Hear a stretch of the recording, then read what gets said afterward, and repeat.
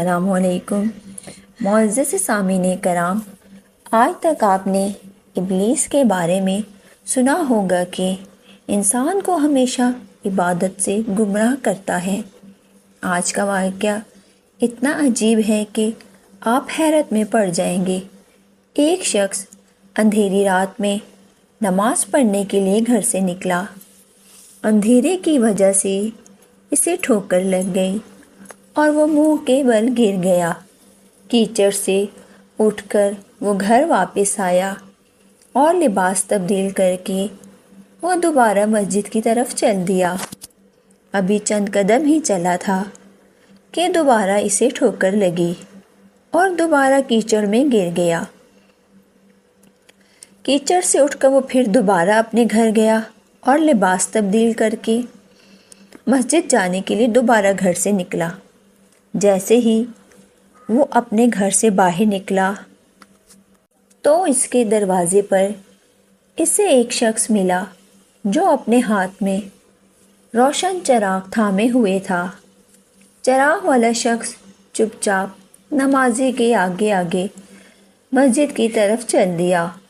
اس مرتبہ چراغ کی روشنی میں نمازی کو مسجد پہنچنے میں کسی دشواری کا سامنا نہیں کرنا پڑا۔ وہ خیریت سے مسجد پہنچ گیا۔ مسجد کے دروازے پر پہنچ کر چراغ والا شخص رک گیا۔ نمازی اسے چھوڑ کر مسجد میں داخل ہو گیا اور نماز ادا کرنے لگا۔ نماز سے فارغ ہو کر وہ بھی مسجد کے باہر آیا۔ چراغ والا شخص اس کا انتظار کر رہا تھا کہ اس نمازی کو چراغ کی روشنی میں گھر چھوڑ آئے۔ جب نمازی گھر پہنچ گیا تو نمازی نے اجنبی شخص سے پوچھا، آپ کون ہیں؟ اجنبی بولا، سچ بتاؤں تو میں ابلیس ہوں۔ نمازی کی تو حیرت کی انتہا نہ رہی۔ نمازی سوچنے لگا، ابلیس شیطان مجھے کیسے مسجد تک چھوڑ سکتا ہے؟ اس کا کام تو لوگوں کو بہکانا ہے۔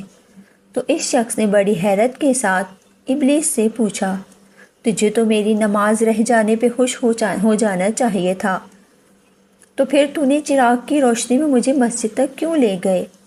ابلیس نے جواب دیا، جسے سن کر وہ شخص بھی حیران رہ گیا اور آپ سب بھی حیرت میں پڑ جائیں گے۔ ابلیس نے جواب دیا کہ جب تمہیں پہلی ٹھوکر لگی تو اللہ تعالیٰ نے تیرے سارے گناہ معاف فرما دیے۔ سبحان اللہ، جب تجھے دوسری ٹھوکر لگی تو اللہ تعالیٰ نے تیرے پورے خاندان کو بخش دیا۔ مجھے فکر ہوئی کہ اگر اب تو ٹھوکر کھا کر گر گیا تو اللہ تعالیٰ تیرے سارے گاؤں کی مغفرت نہ فرما دے، اس لیے چراغ لے کر آیا ہوں کہ تم بغیر گرے مسجد تک پہنچ جاؤ۔ اس شخص نے جیسے ہی یہ بات سنی، اس نے اللہ تعالیٰ کی بارگاہ میں اپنا سر جھکا کر اللہ کا شکر ادا کیا۔ تو دوستو، یہ ہے اللہ تعالیٰ کی شان۔